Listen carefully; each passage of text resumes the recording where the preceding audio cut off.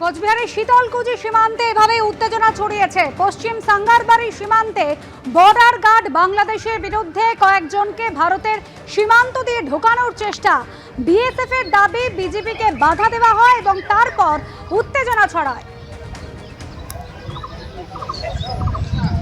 সীমান্তে কাঁটাতারের এপারে কাজ করার সময় ঘটনা ঘটেছে বলে অভিযোগ করছেন স্থানীয় বাসিন্দারা। ঠিক কি ঘটেছে, শুভেন্দু ভট্টাচার্য আমাদের প্রতিনিধি রয়েছেন আমাদের সঙ্গে। শুভেন্দু, কি কারণে উত্তেজনা ছড়ালো, এখন কি অবস্থা? দেখো, স্থানীয় কৃষক যারা সীমান্তের কাঁটাতারের ওপারে যারা কৃষিকাজ করছিল তাদের যেটা দাবি, আজ সকালবেলা সেখানে বর্ডার গার্ড বাংলাদেশ তারা কিছু মানুষকে তারা কিন্তু ভারতের দিকে ঢোকানোর চেষ্টা করে।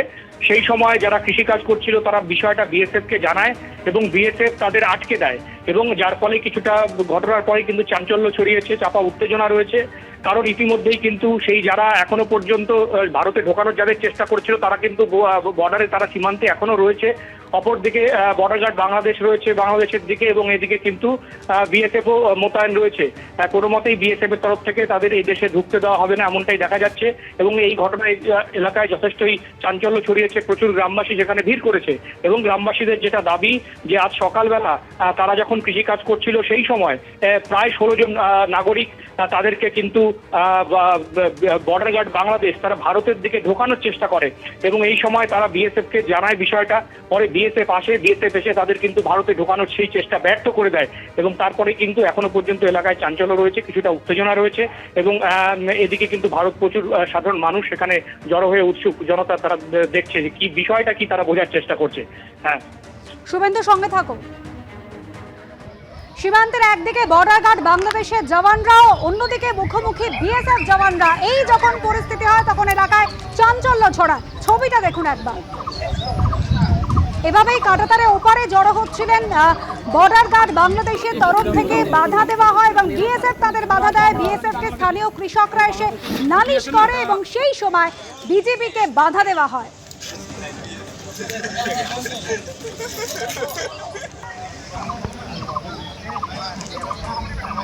পশ্চিম সাঙ্গারবাড়ি সীমান্তের ঘটনা, সেখানে বর্ডার গার্ড বাংলাদেশের বিরুদ্ধে কয়েকজনকে ভারতের সীমান্তে দিয়ে ঢোকানোর চেষ্টা করলে বাধা দেয় বিএসএফ।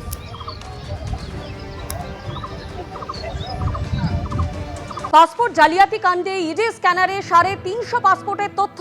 কিভাবে এই পাসপোর্টগুলি তৈরি করা হয়েছিল, কোন কোন নথি জমা দেওয়া হয়েছিল তা খতিয়ে দেখতে টিম গড়ল ইডি। আরো বিস্তারিত জানতে কথা বলবো আমাদের প্রতিনিধি প্রকাশ সিনহার সঙ্গে।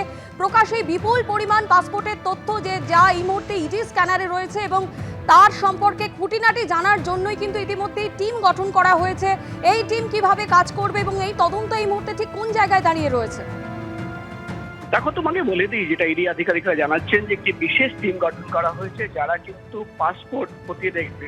তুমি জানো, যেটা ইডি সূত্রের খবর আগে আমরা পেয়েছিলাম যে 500টি পাসপোর্টের একটি তালিকা তৈরি করা হয়েছিল এবং পাসপোর্ট ডিপার্টমেন্টে সেই তালিকা পাঠানো হয়েছিল এবং যাবতীয় এই 500টি পাসপোর্টের তথ্য চাওয়া হয়েছিল যে সেই পাসপোর্ট তৈরি করার সময় কি কি নথি জমা পড়েছে, পুলিশ ভেরিফিকেশন রিপোর্ট কি ছিল এবং কিভাবে কাদের কাছে পাসপোর্ট পৌঁছে গেছিল।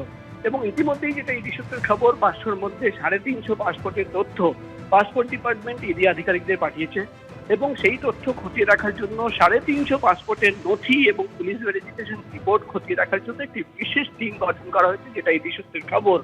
এই টিম মূলত দেখবে যে নথি জমা দেওয়া হয়েছিল পাসপোর্ট পাওয়ার জন্য সেটা জাল নাকি আসল নথি, তথ্য যাচাই করা হবে এবং মূলত পুলিশ ভেরিফিকেশন কিভাবে করা হয়েছিল, সেই রিপোর্ট কি ছিল সেটাও কিন্তু দেখা হচ্ছে।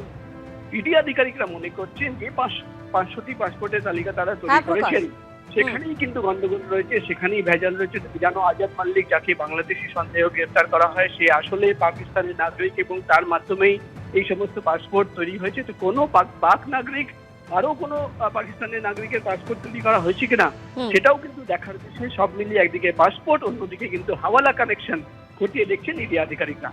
ধন্যবাদ প্রকাশ।